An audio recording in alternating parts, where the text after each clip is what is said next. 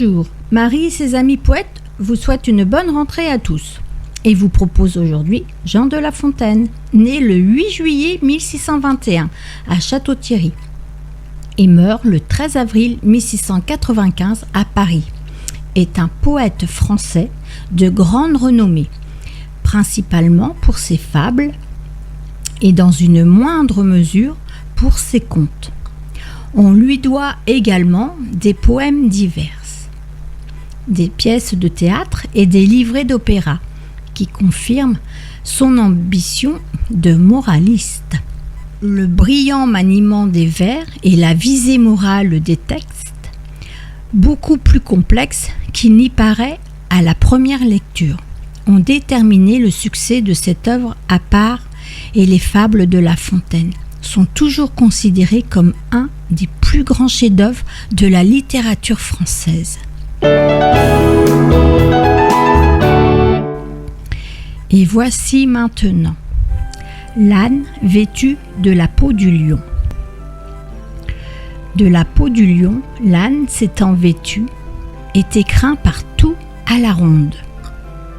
Et bien qu'animal sans vertu, il faisait trembler tout le monde. Un petit bout d'oreille, échappé par malheur, découvrit la fourbe et l'erreur. Martin fit alors son office. Ceux qui ne savaient pas la ruse et la malice s'étonnaient de voir que Martin chassa les lions au moulin. Force gens font du bruit en France, par qui cet apologue est rendu familier. Un équipage cavalier fait les 3/4 de leur vaillance. Mon coup de cœur aujourd'hui est Florence Isaac. Florence Isaac est née à Rouen le 1er février 1969, habite à Maloney. Elle est chargée de clientèle à la banque postale. Elle ne sait pas très bien d'où vient cette passion pour la littérature. Elle croit que c'est en elle. A écrit son premier texte vers 10 ans. A été bercée dans le monde artistique, avec son père artiste peintre. Mais à la lecture des Misérables, ce fut pour elle une réelle révélation. Elle dit souvent qu'elle ne cherche pas les mots, mais que les mots la trouvent. Cependant, elle dit avoir eu l'impression de faire partie entière de la littérature.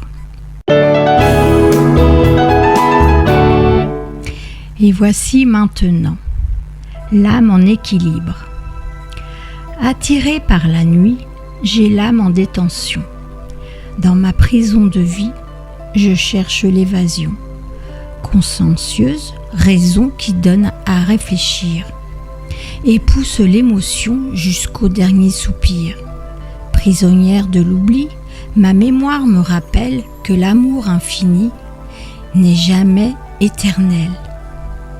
Audacieuse pensée qui rend l'âme sauvage et libère le regret sans que vienne l'orage.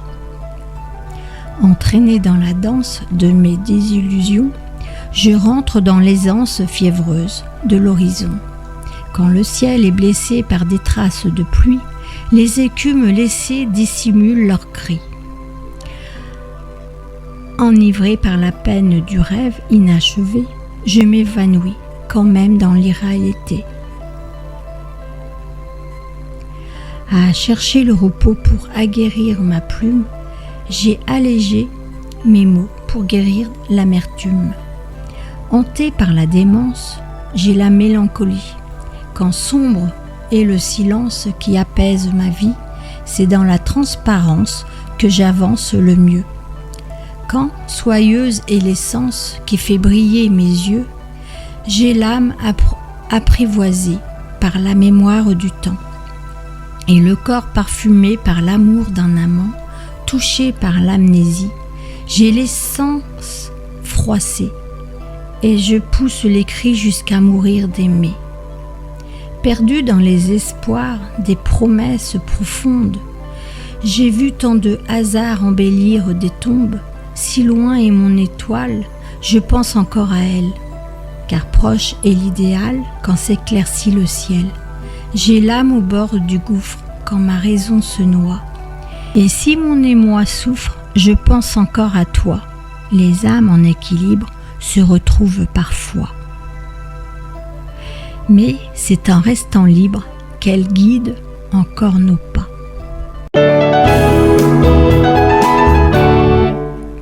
Marie et ses amis poètes vous remercient et vous donnent rendez-vous mercredi prochain. Au revoir.